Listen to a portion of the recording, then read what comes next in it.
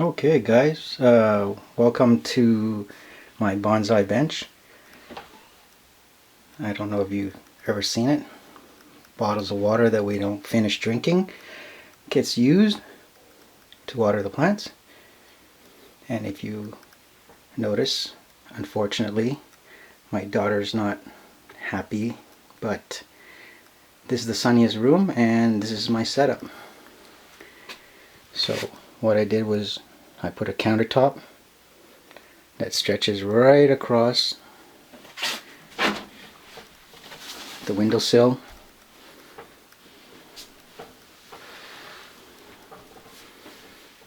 Even over the dresser. And every space used. Built a shelf over here that stretches across the window to get maximum light. And a plastic cover that protects it from any sort of cold drafts that come in through the window. So the ones on the shelves here get natural sunlight and partial light from an overhang fluorescent light.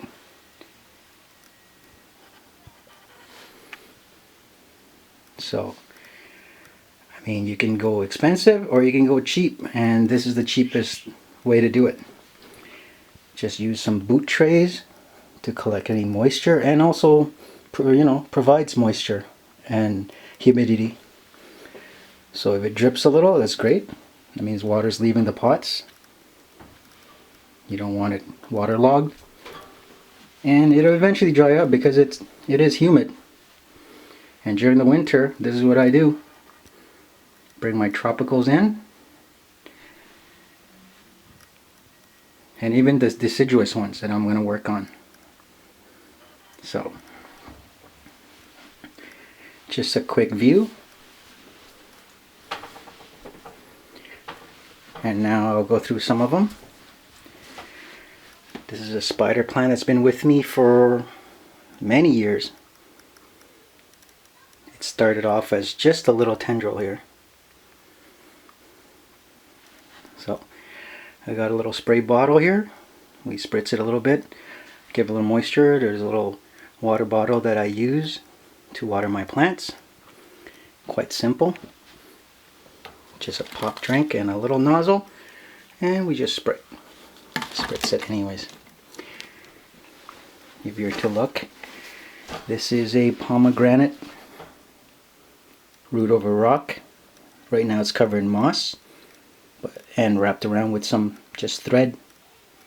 Eventually, when the roots are perfect, we will expose it, and it'll be root over rock. This one is over here is a goji plant, root over rock. Right back here is actually a lemon tree, which I air layered over a rock. So I've been experimenting with rocks. We have a ficus over there. Literally took it from my mom's house anyways. Just one little sliver, and now it's grown to this. It's over a rock. Have little figurines involved here. As you can see, this is a tamarind plant. You can get those at Walmart. Eat them, throw the seeds in, and they start growing. Here's another one, a forest tamarind on moss over a rock, and look at that, placed on over water like an island. Tamarinds are awesome. So now here's another one. This one here is a kaffir lime tree with a little miniature figurine beside a rock. And once you get into bonsai, you'll do a bunch of experiments. I have here some grafting experiments. This is an apple tree, just saplings being grafted and protected from moisture loss. We have here as well, this is an apple tree. It's actually air layered, so we'll see if it survives. We have some statues with the kaffir lime tree here. This one here as well is actually about 5-year-old lemon tree grown from seed over a rock with octopus roots. And a part of that tree was actually the original right over here. So they are actually the same trees, been split. So we'll go on. Over here is a bonsai over rock. Under there's a rock. So bird's eye chili actually. Now as well we have some more statues. Kaffir lime tree. And these statues are awesome.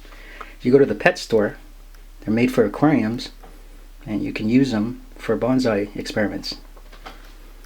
Over here, which reaches all the way up to the lake, is actually a persimmon tree.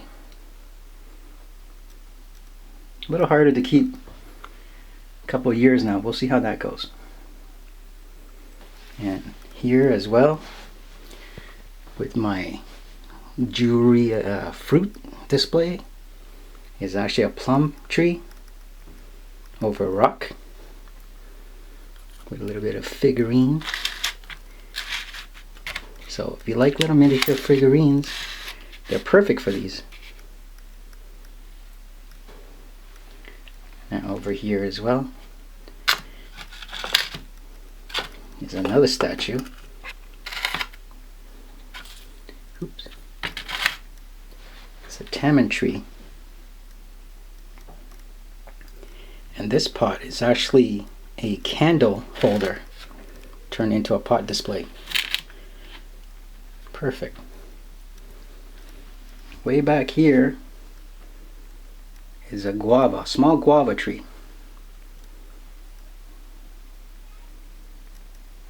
And this one here is the big guava tree.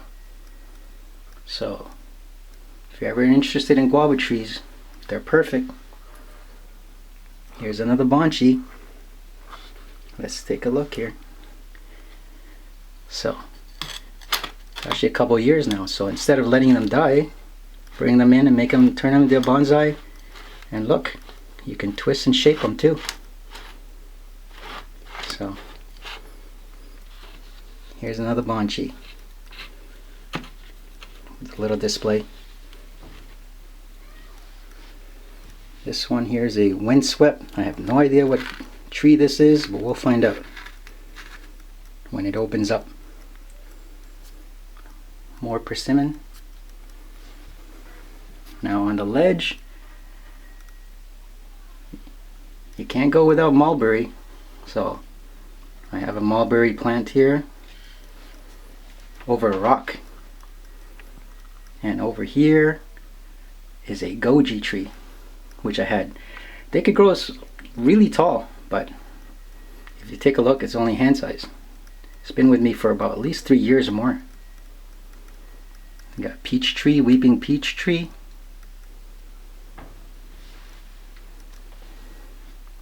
It's a little dark, so I won't show you much here. But this one's a star fruit. Star fruit is awesome. You ever eat one, grow it, you can turn it into a bonsai. The best part of it is, if you ever touch the leaves, they start to close.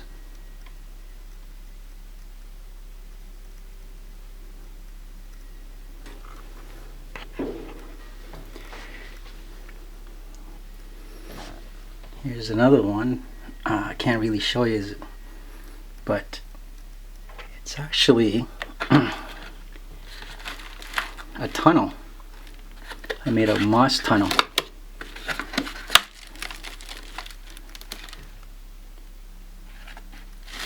But we'll show that eventually. Here's a peach tree. And lastly, a cherry tree with another grafted cherry that's opening up right now. So if you ever want a cheap setup,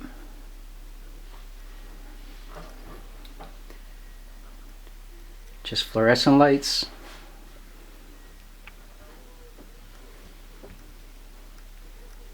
And that's all you need to do, just to last through the winter. Anyways, this is my bonsai setup. So yours is probably better, but this works for me. And if anybody else wants to set one up like me, that's fine. See, it goes down there, and I have a timer, and it stays on for 12 hours, and that's it.